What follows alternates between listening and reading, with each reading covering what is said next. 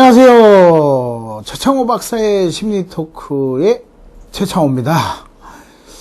제가 저한테 박사라고 하니까 참 얇을 빡을 써가지고 박사인데 좀 얇아 보입니다. 몸은 그렇지 않은데도.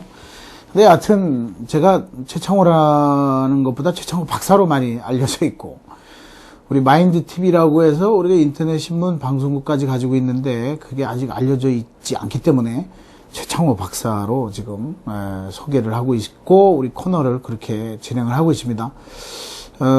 여기서는 뭐 사랑의 심리학뿐만 아니라 행복의 심리학, 그리고 우리 또 사회의 심리학, 또 여러 가지 인간 군상들의 이야기, 시사 심리학, 뭐 그런 이야기까지 우리가 다 다룰 건데요. 독특하게 이제 우리가 일단 사랑의 심리학을 먼저 메뉴로 꺼내봤습니다.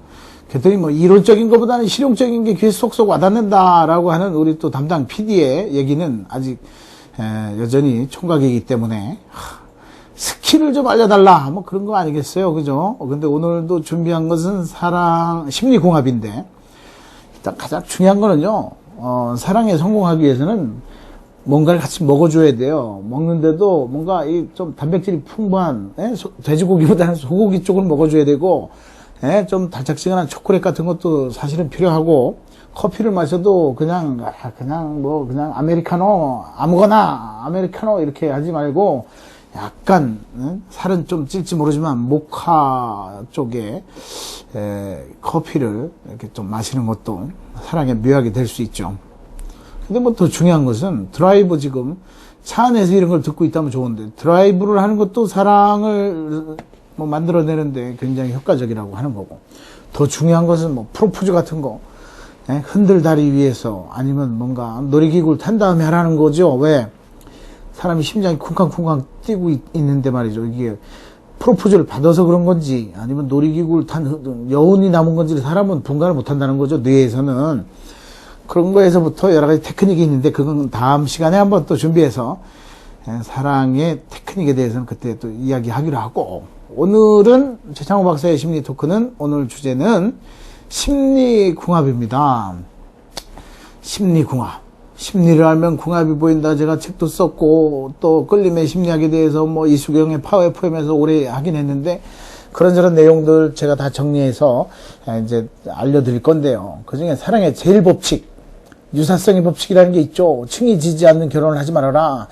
유유상중에서 비슷한 사람들끼리 하라. 우리 심리학에서는 걸맞추기 원리, 매칭 프린서플이라고 하는 발음은 괜찮은데, 아무튼 걸맞추기 원리, 매칭의 원리가 있는데 그 대표적인 게 유사성의 원리입니다. 사람들은 어떤 자라온 환경이든 가치관이든 성격이든 아니면 성적인 거든 섹스적인 거든 비슷한 사람들끼리 만나야 행복하지 않느냐라는 원리가 유사성의 법칙이고요.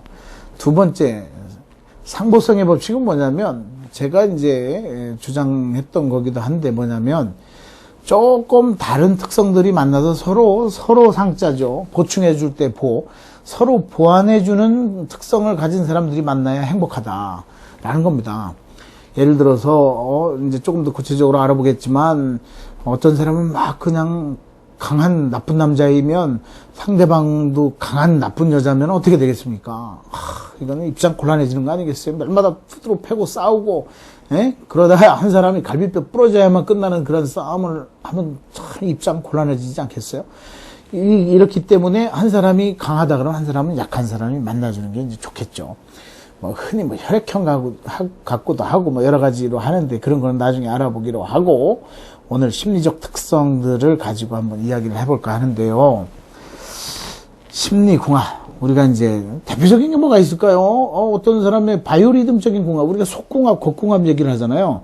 속궁합 하면 사람들은 이제 오해하는 게 뭐냐면 섹스궁합만을 이야기하는데 그게 아니고 바이오리듬의 궁합이거든요. 생체 리듬의 궁합. 이게 맞아야 돼요. 대표적으로 남자는 올빼미형이에요. 밤을 좋아해. 밤에 원기가 회복되는 사람인데, 여자는 종달새형에 아침에 막 강해. 아침에 일어나야 원기가 강한 사람이 있어요. 이건 DNA적으로 결정이 대부분 돼 있거나 어린 시절의 성장 환경 속에 결정이 되기 때문에 뭐 하루아침에 이렇게 결정할 수는 없죠. 변화시킬 수도 없는 거고.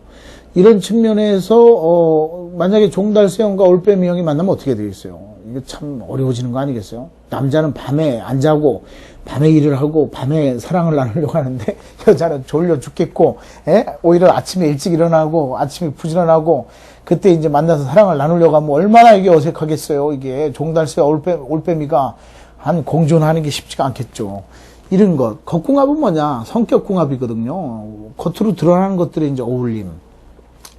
그런 측면에서 심리궁합이 그래서 필요한 겁니다. 그래서 제가 18년 전에 이미 심리를 알면 궁합이 보인다는 책을 쓴 거고, 그런 책이 너무 앞서 나가서 안 팔렸던 거고, 그렇다 하더라도 또 저는 또 쓸 거고, 그런 측면에서 일단 오늘 우리 시청하시는 분들, 청취하시는 분들을 위해서 심리궁합이라는 주제를 사랑의 심리학에서 가져나 봤습니다. 심리궁합 대표적으로 어떤 것들이 있을까요? 자, 이거 뭐 주체성이 하얀색으로 되어 있는 거는 뭐 뚜렷해서가 아니라 준비가 미흡해서 저렇게 된 거기 때문에, 심리궁합에서 가장 중요한 거, 사람의 욕구를 크게 5가지로 나눌 수 있는데, 사랑의 욕구, 자유의 욕구, 지배성의 욕구, 섹스의 욕구, 주체성의 욕구를 가지고 이제 한번 분석을 옛날에 그 심리학자가 했는데, 예를 들어 사랑의 욕구는 뭘까요? 둘 다 높을수록 좋은 겁니다. 그죠? 사랑을 하고 서로 표현하려고 하고 배려하려고 하고 안고 싶고 보듬고 싶고 하는 것은 둘 다 낮아도 괜찮아요. 쿨할 수 있는 거죠. 근데 이 욕구는 둘 다 높을 때 서로 간에 정도, 사랑도, 그리고 가족의 화목도 있는 거죠. 그래서 이 욕구는 둘 다 높을 때 좋은 궁합이에요. 그 다음이 좋은 게 둘 다 낮을 때. 그런데 문제는 한 사람은 높고 한 사람은 낮을 때, 남자가 사랑의 욕구가 강한데 여자는 굉장히 썰렁하고 쿨해요. 그러면 이 궁합은 갈등이 있죠. 남자는 늘 사랑이 그립고 결핍돼 있고, 뭐 어떤 사람은 요즘에 사람을 움직이는 게 결핍 동기라고 하지만 그건 아니거든요. 결핍은 채워주는 데까지만이지 그 다음을 움직이는 거는 결핍 이상의 것들이 필요한 건데, 그런 거죠. 사랑이라고 하는 욕구는 둘 다 높은 게 중요하다. 다만 불일치할 때 서로 이제 어색하다는 거고요. 두 번째, 자유의 욕구는 뭐예요? 자유의 반대는 뭐죠? 안정이죠, 안정. 자유의 욕구가 강한 사람들은 자유의 욕구가 강한 사람들끼리 만나야 돼요. 서로, 너는 너, 나는 나.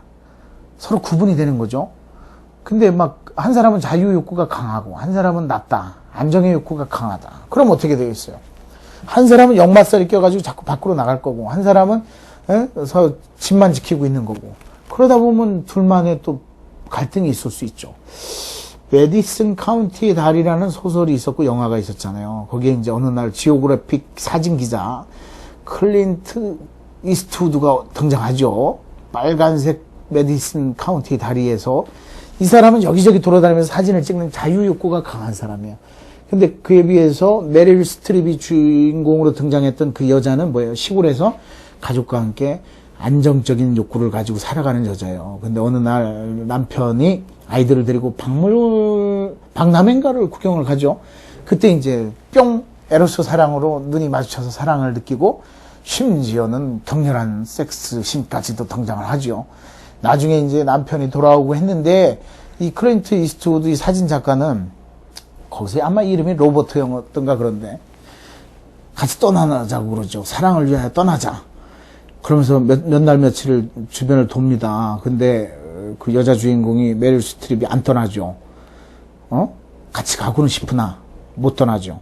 왜? 이 사람은 안정 욕구가 강한 사람이니까. 만약 그 여자 주인공이 클린트 이스트우드를 따라갔으면 서로 간에 욕구가 불일치돼서 잠깐은 그 남자가 자유 욕구를 억누르고 사랑을 할 수 있겠지만, 이 여자는 말이죠, 여기저기 끌려다니고 하다 보면 자기 에너지도 소진되고 적성에도 안 맞고, 그러다 보면 결국 사랑도 힘들어질 수밖에 없는 거죠.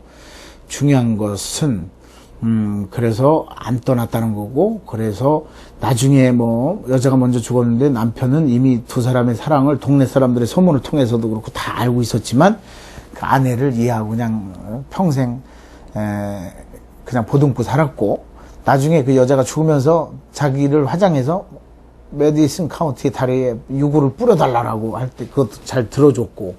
그러니까 이런 것들이 이제 사실은 궁합인 거죠. 그것을 막 그냥 격렬하게 뭐 파헤치는 것도 아니고. 그 다음이 이제 중요한 욕구가 지배성 욕구인데, 예를 들어 지배성이 강한 남자다. 그러면 누구를 만나야 되겠어요? 지배성이 약한, 피지배성이 강한 여자를 만나야 이때는 서로 상보적으로 맞는 거죠. 둘 다 강한 사람일 경우에는 결국은 어떻게 돼요? 용호상박이에요. 너 죽고 나 죽고지 뭐, 결국은. 그렇게 하다 보면 문제가 될 수 있죠. 가장 좋은 것은 둘 다 지배성이 낮은 그런 경우에 궁합이 좋은 거고, 그 다음은 한 사람이 높으면 한 사람이 낮은 궁합이 좋은 거고, 둘 다 높은 것이 가장 나쁜 것이 되겠죠. 이렇게 서로 사랑궁합은 굉장히 높은 것이 좋고, 자유궁합은 비슷한 사람들이 만나야 좋고, 아니면 안정은 안정대로 만나는 게 좋고, 세 번째는 지배성은 서로 교차하는 게 좋고, 또 낮을수록 좋다는 거고요. 그러면 성적인 섹스는 어떨까요? 섹스 궁합이라고 해가지고 둘 다 무조건 뭐 높은 것이 좋으냐? 높은 것이 서로 뭐 둘 다 강하면, 강한 사람들끼리 만나면 서로 쾌락도 추구하고 사랑도 추구하고 괜찮을 수 있겠죠. 근데 둘 다 낮은 사람도 괜찮아요. 근데 여기서 문제가 뭐냐면, 유사성은 괜찮은데 둘이 어긋나면 또 안 돼요. 한 사람이 성적인 게 굉장히 강하고 욕구가, 한 사람은 낮다. 이건 문제가 되잖아요. 한 사람은 낮고 한 사람은 강하다. 또 남자가 낮고 여자가 강하다. 이것도 피곤한 거예요. 남자는 피골이 상접할 정도의 고통을 겪게 되는 거고, 거꾸로 여자는 강한데 남자는 강한데 여자는 낮으면 여자는 또 그 고통을 또 겪어야 되고, 남자는 욕구 불만에 빠지게 되는 거고, 그것이 쌓이게 되면 부부간의 갈등이나 짜증으로 나타나게 되고, 그게 부부 싸움이 될 수도 있고, 바람 피는 걸로도 이어질 수도 있고, 섹스리스가 되면서 부부간에 심할 경우에는 이혼까지도 치달을 수 있는 특성들이 여기서 나타나는 거죠. 그렇기 때문에 이거는 비슷한 사람들이 좋더라. 또 주체성은 뭐냐면, 자기 삶이, 내 삶이 나의 선택으로 이루어진다라고 믿는 사람이 있어요. 이걸 내부 통제자라고 합니다. 우리 심리학에서는 로커스 오브 컨트롤에서 인터널을 한 사람들이에요. 내적으로 통제력이 강한 사람들. 그에 비해서 세상이 나를 지배한다라고 생각하는 사람이 있거든요. 즉 부모 팔자, 아니면 세상, 아니면 주변 환경 탓을 많이 하는 사람들이죠. 이런 사람들의 궁합에서는 뭐가 좋으냐면, 결국은 한 사람이 지배적인 특성, 아까 지배성하고도 좀 유사하기도 한데, 한 사람이 자기 삶을 자신 있게 사는 사람이라면 한 사람은 보조해주는, 서로 상보적인 특성을 갖는 게 좋죠. 그러면서 이제 이렇게 사람의 욕구들이 있는데, 이걸 보면은 결국은 뭐냐면, 어떤 경우에는 비슷할수록 좋은 게 있고, 사랑 또는 자유, 그런 것, 섹스는 비슷할수록 좋고, 그러나 지배성이나 주체성 같은 경우에는 서로 보완적이고 다른 게 오히려 좋을 수 있다는 거죠. 이렇게 보면 유사성의 원리가 작용하기도 하고 상보성의 원리가 작용하기도 하고 그런 겁니다. 그럼 과연 성격은 어떨까요? 이 성격은 사람들이 겉으로 드러내는 건데, 성격이 맞아야 좋을까요? 안 맞아야 좋을까요? 어떤 사람들은 성격은 맞아야 좋다라고 하고, 어떤 사람은 아니다, 다를수록 좋다 하는데, 제가 보기에는 성격은 좀 달라도 돼요. 우리 심리학에서 성격을 대표적으로 이제 A타입, B타입, C타입, D타입 이렇게 놓는데, A타입, B타입만 예를 들어보면, A타입은 성격이 굉장히 급한 사람이고 경쟁적인 사람이에요. 그리고 굉장히 열심히 살아서 성공할 가능성도 높지만은, 이런 사람들은 돌연사가 나타날 가능성도 많아요. 그런데 경쟁적이고 굉장히 아주 격렬적인 사람들이에요. 그러다 보니까 남들보다 성공을 일찍 하지만 적을 많이 만들어서 꼭대기도 못 올라가고 돌연사로 일찍 죽기도 하고 하는 그런 사람들이에요.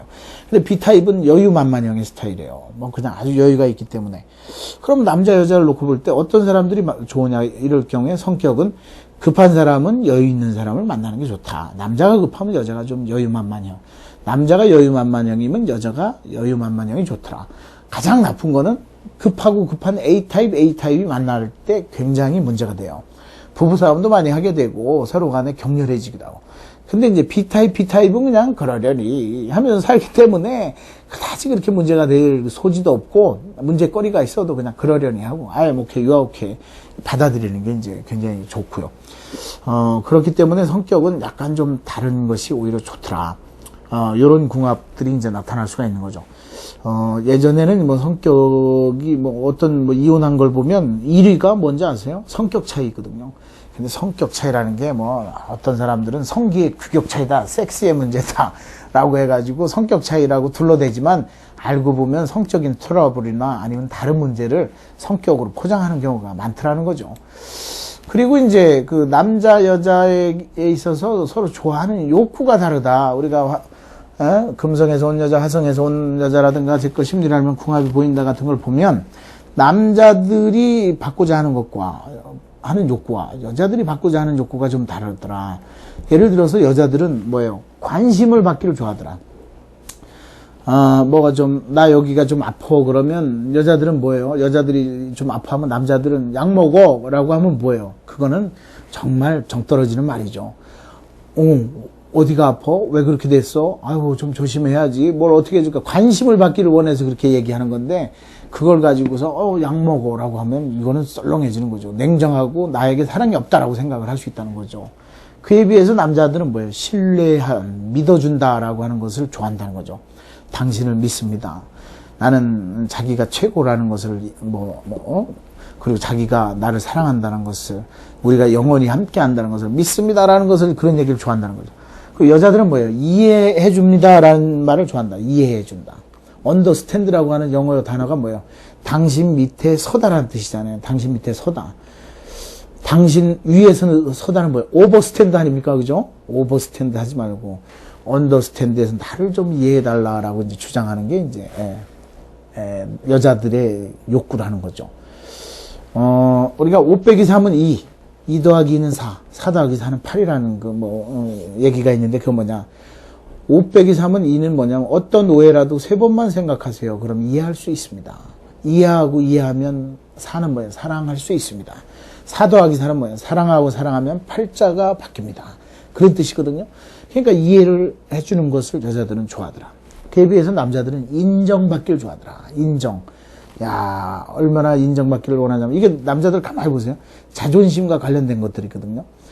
인정받기를 좋아해요. 응? 그러니까 능력을, 아니면 뭔가 뛰어남을, 괜찮음을, 멋있음을 인정받고자 하는 욕구. 나르시시즘을 충족시켜달라 이거거든요. 나르시시즘을. 남자들은요, 나르시시즘을 충족시켜주면 그냥 허물어집니다. 띄워주면 돼요. 띄워주면. 보세요. 다 보면. 여자들은 뭐예요? 존중받기를 좋아해요. 존중. 존중해주고, 관심받고, 이해해주고, 존중받기를 좋아해요. 근데 그에 비해서 남자들은 신뢰, 인정, 감사합니다라는 말 듣기를 감사합니다. 남자들은요, 감사하다는 얘기를 들으면 간이고 쓸개고 다 빼주려고 한다는 거거든요. 그러니까 감사하다는 말을 적절하게 구사를 해줘야죠. 여자들은 또 그에 비해서 뭐예요? 헌신적인 특성들을 좋아하더라. 헌신적인 욕구를 좋아하더라. 자기만을 위해서 뭔가를 해주고, 희생해주고, 뭔가 배려해주고, 나를 위해서 예를 들어 지금이라도 말이죠. 입덧을 하는데 뭐 먹고 싶다면 밤 새벽에라도 가서 한겨울에 그 옛날에 딸기라도 구해다 주고, 어디서 먹던 순댓국이 생각난다면 그거를 구해다 주는 남자들의 그런 헌신적인 것들을 필요로 한다는 거죠. 그에 비해서 남자들은 찬미를 듣고 싶어 하더라. 남자들은 뭔가 띄워주고, 뭔가 당신의 대머리는 IMF로 밝혔던 등불이요, 당신의 배는 말이죠 인격이요, 학식이요. 뭔가 남자들 찬미해주면요, 그 자리에서는 에이 됐다 하지만 뒤돌아서서 엘리베이터 타면요, 혼자 거울 보면서 멋있다라고 자뻑한다는 거 아닙니까? 남자들은 좀 그런 게 있어요. 또 여자들은 뭐예요? 공감해주면 좋아하더라. 얘기를 들어주고 같은 편이 돼주고. 예를 들어서 윗집에서 시끄러워 죽겠어, 못 살겠어 그러면 윗집을 같이 욕해줘야 되는데, 거기다 대고 아이고 좀 참고 살아야지, 우리 애들도 밑에 층 시끄럽잖아, 이렇게 하면 안 된다는 거거든요. 그리고 같이 슬퍼해주고 같이 기뻐해주고, 그런 사람들을 좋아하더라는 거죠. 그런 욕구를 채워주면 좋아하더라는 거죠. 또 여자들은 뭐예요? 남자들은 찬성해주면 좋아하더라. 예스 해주면 내 자존심을, 방어 기제를 푼다는 거예요. 그리고 자기를 확신시켜주는 것에 대해서 고마워하고 뭔가를 더 해주려고 한다는 거죠. 남자의 말을 찬성해줘. 마지막으로 여자들은 뭐예요? 확신을 심어주면 좋아한다. 예를 들어 여자가 좀 돈을 들여서 명품 백을 사거나 밍크 코트를 샀다고 그래요. 그러면 잘 샀다고 해줘야 돼요. 아유, 선택을 잘했다. 지금 남자를 골랐어요. 남편을 만났어요. 잘했다. 아주 괜찮다.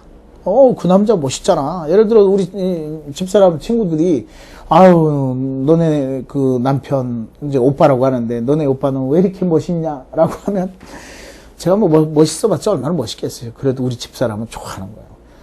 그 친구는 그러면 좋다라고 얘기하는데, 예를 들어, 너네 오빠 나이도 많고 뚱뚱하고 뭐 이런 얘기 하잖아요. 그러면 그 친구 안 만나요. 싫어하게 돼 있어요. 그러니까 확신을 심어줘라. 특히나 여자의 선택에 대해서. 저는 뭐 우리 아이들 자녀 뭐 교육 문제 다 아내에게 맡기는 편인데, 그리고서 잘했다라고 뭐 이렇게 확신을 심어주죠. 그럼 우리 집사람의 반응이 달라집니다. 근데 남자들은 뭐 격려받기를 좋아하더라. 수고했어. 고생했어. 라고 하면서 격려해 주기를 좋아하더라는 거죠. 이게 이제 남자들이 받고 싶어 하는 1차적인 욕구라 그래요. 근데 여자도 이쪽 걸 안 좋아하진 않거든요. 이걸 2차 욕구라고 해요. 여자에게 비해서 남자의 욕구는. 그에 비해서 남자들이 1차 욕구에 비해서 여자들의 그 관심을 받고자 하는 욕구를 2차 욕구라고 또 표현을 하는 거죠. 이 12가지가 뭐예요? 전부 다 남자나 여자나 듣고 싶어 하고 충족시키고자 하는 욕구고 갈망이고 욕망이라는 거죠. 물론 욕망은 조금 더 이제 격렬한 표현이긴 하지만 심리적으로 이런 것을 충족을 시켜줘야 된다는 거죠. 이 12가지의 공통점이 뭐예요? 제가 한번 말씀드렸는데, 나르시시즘이에요. 자기의 자뻑, 자기를 존중하고 자기를 사랑하는 것을 좀 충족시켜 달라는 거예요. 존중해 주세요. 관심을 가져주세요. 신뢰해 주세요. 믿어주세요. 격려해 주세요. 감사해 주세요. 인정해 주세요. 확신을 주세요. 다 나르시시즘을 움직이게 하는 거예요. 사랑의 기술에서 가장 중요한 게 뭘까요? 나르시시즘을 충족시켜 주는 겁니다. 이런 다양한 욕구에 대해서 우리가 이해를 하지만 결론은 뭐냐? 상대방을 칭찬해 주세요. 우리는 무심코 던지는 한마디가 지가 나쁜 남자의 자격도 없으면, 나쁜 남자는 뭐예요? 능력도 있고 자신감도 있고 돈도 좀 있고 뭔가 좀 이성에게 쿨하게 보이는, 여자에게 쿨하게 보이는 듯한 냉정함도 있고, 그러면서 여자에게 관심이 없는 척하면서 중요한 순간에는 확실한 걸 주죠. 뭘 주죠?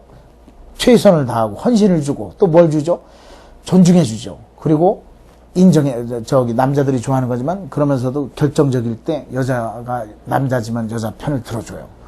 나쁜 남자들은 아주 나쁜 놈입니다. 아주 남자들한테는 그렇게 안 하면서 여자들한테는 한 번 딱 꽂히면 또 열정적으로 해주잖아요. 그러면 여자들은요, 이 유전자가 괜찮은 유전자일 거야 라고 생각을 하면서 관계를 갖고자 하지만, 결혼은 또 나쁜 남자하고 안 하는 게 여자의 또 이중성이에요. 물론 남자가 더 이중적이지만, 여자들도 연관 자료에 보면 연애는 나쁜 남자하고 하고 싶지만 결혼은 그렇지 않고 순진하고 안정적인 사람하고 하고 싶다는 연구 결과가 있거든요. 자, 그럼 우리는 연애를 할 건지 결혼을 할 건지를 어떻게 해야 되겠죠? 구분해야 되겠죠. 구분해서 연애 따로 결혼 따로 좀 지나친가요? 아무튼 사랑은 그렇게 나눠서 생각을 해야 된다는 겁니다.